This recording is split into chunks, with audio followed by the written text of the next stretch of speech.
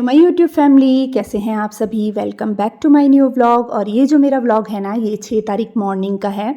बस यहाँ पर मैं बना रही हूँ आलू के पराठे। और शरण ने जाना था स्कूल, उसका एग्ज़ाम है जैसे कि। तो बस यहाँ पे कुछ 6:30 का टाइम हो रहा था। फटाफट मैंने आलू बॉईल कर लिए। मैंने सोचा चलो कुछ हैवी बना के बच्चे को खिलाया जाए ताकि उसका पेट भरा रहे, क्योंकि फिर स्कूल से आते तक ना 12 बज जाते हैं। तो इस करके मैंने सोचा कि चलो मैं आलू के पराठे ही बना के उसे खिला देती हूँ।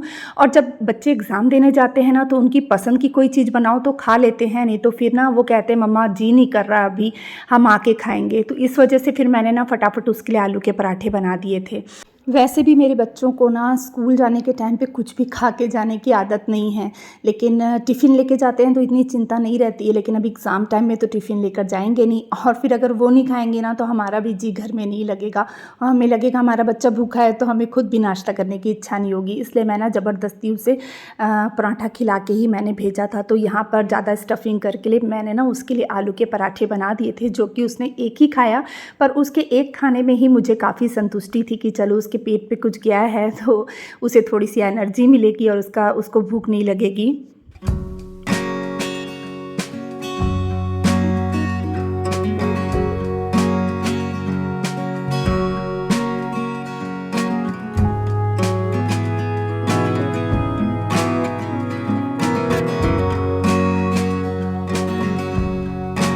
और शरण के लिए जब मैं पराठे बना रही थी ना, तो इस बीच में मैंने वॉशिंग मशीन भी लगा दी थी। कपड़े बहुत सारे थे, सोफ़े के कवर वगैरह भी निकले थे जो वो भी मैंने धोने थे।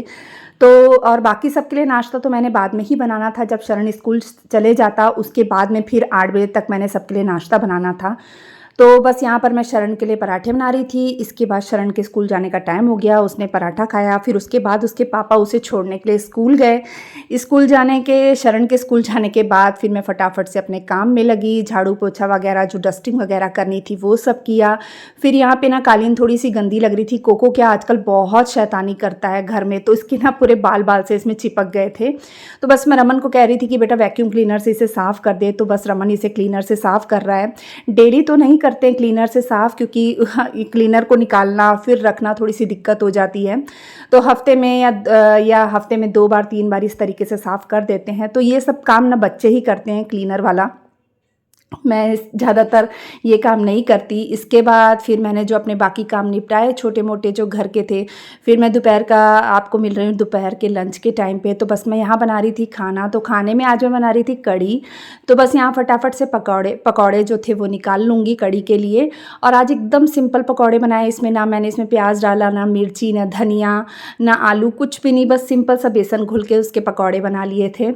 और यहाँ पर मैं बना रही थी गोभी। तो गोभी और आलू मैंने तेल में डाल दिया है और इसे बस हल्का सा मिक्स कर दिया है। और इसमें 1-2 लहसुन की कलियां काट के डाल दी थी। प्याज इसमें मैंने नहीं डाला है। अब जब इसे थोड़ा सा पका लूँगी ना, नमक मिर्च हल्दी गरम मसाला मैंने इसमें डाल दिया है। अब जब ये हल्के से पक जाएंगे ना, तब फिर मैं इसमें टमाटर डालूँगी। और एक तरफ ये देखिए मैं कढ़ी का बैटर तैयार कर रही हूँ। तो दही ले लिया था मैंने, बहुत ज़्यादा खट्टा हो गया था दही।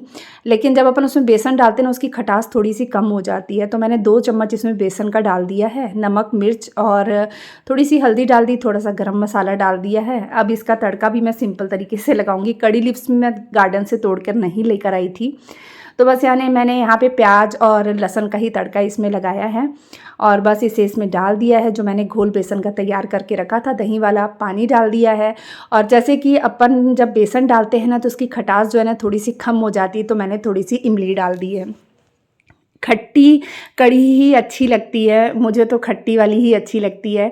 अगर इमली ना डालो ना, तो फिर उसकी खटास कम हो जाती है, फिर खाने में वो मज़ा नहीं आता। तो बस यहाँ जो अच्छे से जब कढ़ी पक गई ना, तो फिर मैंने उसमें जो पकौड़े बनाए थे ना वो भी डाल दिए हैं। और कढ़ी हमारी तैयार हो गई और एक तरफ गोभी की सब्ज़ी भी बनकर अच्छे से तैयार हो गई है। अब मैं इसमें डाल दूँगी टमाटर बाद में इसलिए डालती हूँ ताकि जो आलू है, सब्ज़ी है, अच्छे से पक जाए। नहीं तो टमाटर की खटास की वजह से ना सब्ज़ी फिर अच्छे से पकती नहीं है, थोड़ी सी ना कसर रह जाती है उसमें, यानी थोड़ी सी कच्ची रह जाती है।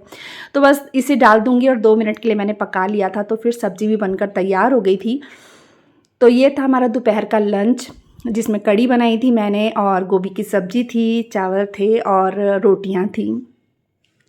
इसके बाद हो गया था शाम का समय। मैं करने बैठी हुई यहाँ पर शाम का पाठ, और पाठ करूँगी थोड़ी देर पूजा पाठ भी करनी बहुत ज़रूरी होती है और मैं डेली सुबह और शाम में पाठ करती हूँ। बस पाठ करने के बाद जब मैं उठी हूँ तो रमन ने कुछ ऑनलाइन ऑर्डर किया था, पास्ता, बर्गर और सैंडविच, पिज़्ज़ा और साथ में थी बिरयानी, वेज बिरयानी। तो बस ये सब हमने थोड़ा बहुत खाया। इसके बाद मैं बनाने लगी हूँ, रात के फुलके सेकने लगी थी। दिन का खाना पूरा बचा हुआ था, यानी थोड़ा बहुत बचा था, तो मैंने रात में सिर्फ फुलके सेके थे और कुछ भी नहीं बनाया था। तो बस फटाफट से फुलके सेकूँगी, क्योंकि हमारे डैडी जी ने ये सब चीज़ें पिज़्ज़ा वगैरह बहुत कम खाते हैं। मैंने जब उस दिन घर में बनाया था ना, तो उन्होंने एक पीस लिया था, तो उन्हें स्वाद लगा था। बाकी बाहर से कोई चीज़ आती है तो वो जल्दी खाने को नहीं करते हैं। तो बस मैंने यहाँ पर ज़्यादा तो फुलके सेकने नहीं थे, क्योंकि सब ने ये सब चीज़ें खा ली थी ना, तो सबका पेट भरा ही हुआ था।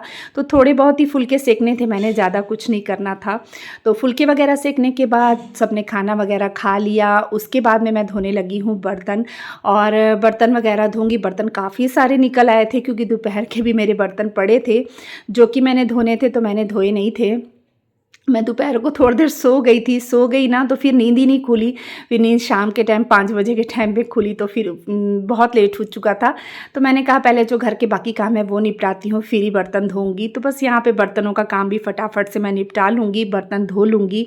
और फिर हम लेडीज़ लोग का क्या है, मतलब सारा दिन तो बिज़ी ही निकल जाता है, और इतना आसान भी नहीं होता अपना काम कि बोला जाए कि बहुत खेल खेल में ये हो जाए, ऐसा नहीं होता। मेहनत लगती है हर काम को करने में। तो बस यहाँ पे मैं फटाफट से ना बर्तन वगैरह धो लूँगी।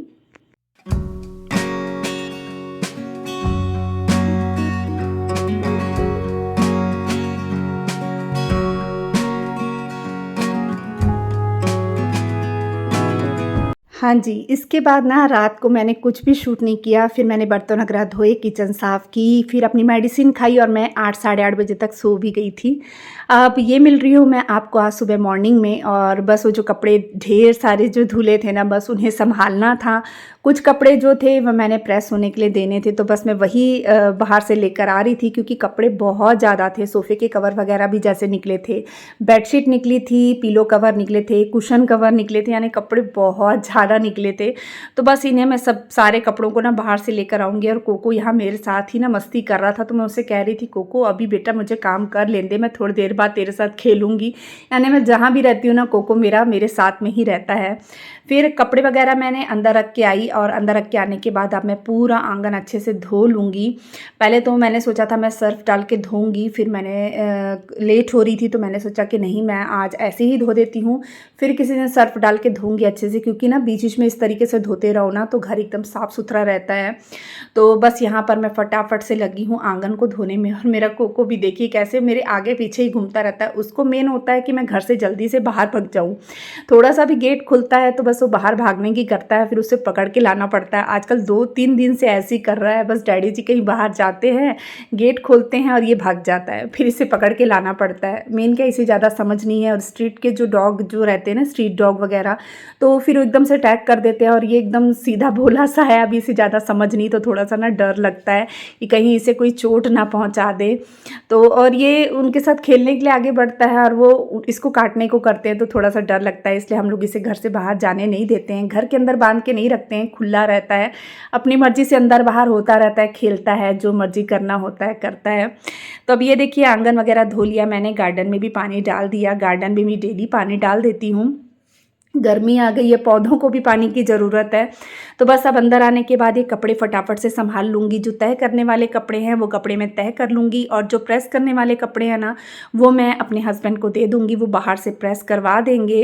क्योंकि अब ये हाथ दर्द तो पहले से थोड़ा सा फ़र्क पड़ा है, तो ज़बरदस्ती का ना अपना हाथ दर्द नहीं करवाना चाहती। डॉक्टर ने अभी ज़्यादा मेहनत करने वाले काम के लिए मना किया है, या वज़न उठाने के लिए भी मना किया है। तो बस यहीं पे आज मैं अपने ब्लॉग का एंड करती हूँ। बताइएगा मेरा ब्लॉग कैसा लगा। अगर अच्छा लगता है तो प्लीज़ मेरे चैनल को सब्सक्राइब कर दीजिएगा। मिलते हैं नेक्स्ट ब्लॉग में, तब तक के लिए बाय।